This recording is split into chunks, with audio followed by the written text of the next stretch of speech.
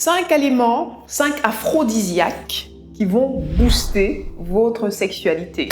C'est le sujet du jour, alors installez-vous, la vidéo commence. Hello my people, bienvenue dans cette nouvelle vidéo. Pour ceux et celles qui découvrent la chaîne via cette vidéo, je suis Dr Paul Moko, médecin sexologue. Et sur cette chaîne, je vous aide à solutionner vos troubles sexuels et à retrouver une sexualité qui vous ressemble, une sexualité épanouie. Alors, je vous invite à vous abonner et à activer la cloche de notification pour être prévenu à chaque fois que je poste une nouvelle vidéo. Pour ceux qui désirent aller plus loin, vous pouvez également réserver une consultation de sexologie avec moi. Je vous mettrai le lien pour le faire en barre d'informations. Vous allez sur le site, vous sélectionnez votre profil et vous réservez votre consultation en bonne et due forme. Vous pouvez également me suivre sur mes réseaux sociaux, Facebook, Instagram et TikTok et télécharger votre cadeau de bienvenue dit secret pour faire craquer une femme au lit. Je vous mettrai tout en barre d'informations. Maintenant, nous pouvons rentrer dans le vif du sujet. 5 aliments, 5 aphrodisiaques qui vont booster votre libido. Déjà, avant de commencer, c'est quoi un aphrodisiaque? Littéralement, selon le dictionnaire, c'est une substance qui permet de stimuler la libido et donc de faire augmenter l'excitation sexuelle. Comment est-ce que les aphrodisiaques se comportent? Avant de vous énumérer le mode de fonctionnement des aphrodisiaques, j'aimerais quand même mettre un gros disclaimer. Il n'y a pas d'études scientifiques qui démontrent effectivement que ces aliments que je vais vous citer plus tard ont un effet spécifique précis sur la libido, ont effectivement un effet aphrodisiaque, mais si l'envie vous prend, vous pouvez aussi mener des études, d'accord, pour voir. Donc, petit disclaimer, il n'y a pas d'études scientifiques, donc je ne pourrais pas vous pondre des articles et vous mettre ça en barre d'informations en disant que oui, ça. Mais dans les recherches, il y a une série d'aliments avec leur mode de fonctionnement, leur mode d'action qui, par ricochet, ont un effet sur le désir sexuel et c'est ça qu'on va voir. Donc, comment est-ce que les aphrodisiaques fonctionnent? Premièrement, par stimulation de la circulation sanguine, que ce soit par vasoconstriction ou par vasodilatation, selon l'aphrodisiaque qui est consommé et en fonction du dosage de l'aphrodisiaque consommé. Et le fait de stimuler la circulation et donc la vascularisation est bénéfique pour la vascularisation des organes génitaux, des organes sexuels. Et ici, on va parler éventuellement de l'érection. Une bonne vascularisation est favorable à une bonne érection. Une bonne vascularisation est également favorable à l'amélioration des sensations au niveau vaginal aussi. Deuxième effet, stimulation du système nerveux et qui, par ricochet, aura un effet sur la circulation sanguine et dont les effets seront similaires à ce que j'ai évoqué précédemment. Troisième effet, production des endorphines, production des hormones du bien-être qui vont, si vous voulez, augmenter la sensation de bien-être autour du moment de l'acte sexuel. Donc voilà, 3 modes de fonctionnement des dits aphrodisiaques. Maintenant, quels sont les aliments qui ont des vertus aphrodisiaques? Et il y en a plein. Mais ici, j'ai choisi de vous en lister 5 qui sont faciles d'accès. Premier aliment aphrodisiaque, la cola, la noix de cola. Pourquoi? La noix de cola a une certaine teneur en caféine.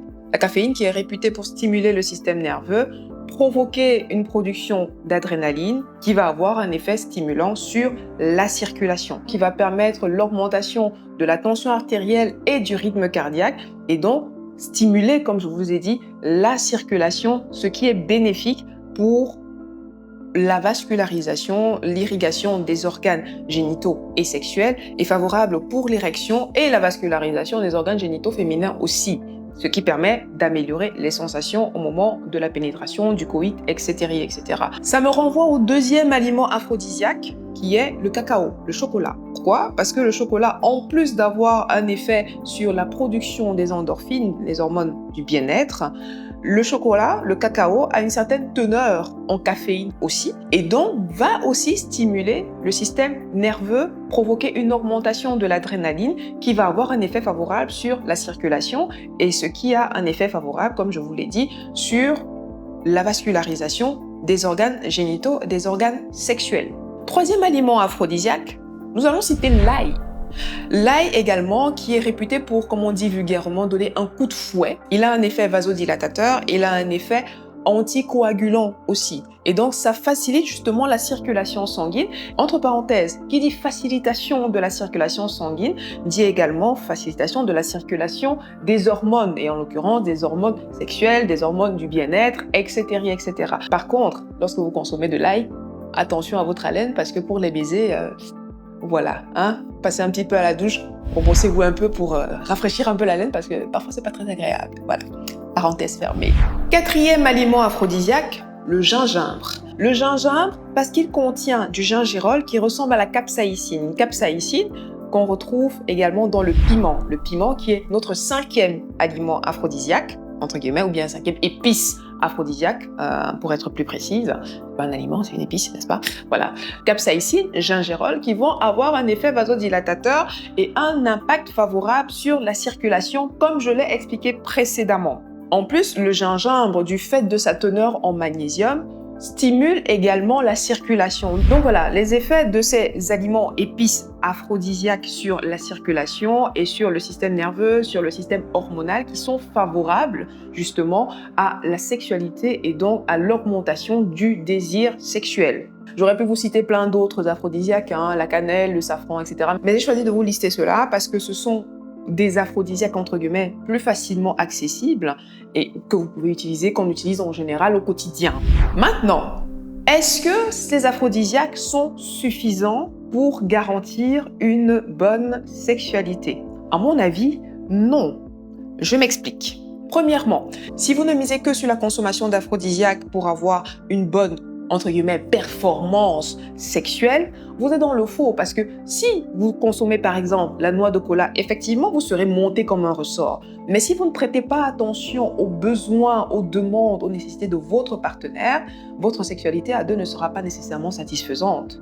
Deuxièmement, si vous consommez des aliments aphrodisiaques et que à côté vous avez une alimentation qui laisse totalement à désirer, l'effet sur votre circulation sanguine, sur votre santé cardiovasculaire sera quasiment nul parce qu'il faut une alimentation saine, équilibrée, variée pour pouvoir augmenter, pour pouvoir avoir des réels bénéfices dans l'ajout de ces aliments épices aphrodisiaques. Troisièmement, vous consommez des aliments aphrodisiaques, vous ne misez que dessus et vous délaissez la pratique d'une activité physique et sportive, les effets de vos aphrodisiaques seront limités aussi. Quatrièmement, vous aurez beau consommer des aliments, des épices aphrodisiaques, si votre perception de vous-même, de votre potentiel séducteur, érotique, quand vous vous regardez dans votre miroir, n'est pas travaillé non plus, vous aurez beau consommer tous les aliments épices aphrodisiaques que vous voulez, vous ne vous sentirez pas davantage en confiance quand vous serez face à votre partenaire et ça aura un impact négatif sur votre épanouissement sexuel. Donc, aliments aphrodisiaques, épices aphrodisiaques, est-ce que ça fonctionne? Oui, dans une certaine mesure, parce qu'il y a des gens qui ont vu des effets et qui sont des effets qui sont relatés, si vous voulez, dans certaines documentations. Encore une fois, il n'y a pas d'études scientifiques qui démontrent, hein, mais voilà, ok, histoire que ce soit clair. Mais à eux seuls, ils ne suffisent pas à faire le travail. C'est pourquoi je vous invite en général à faire un travail global, un travail de profondeur. Voilà.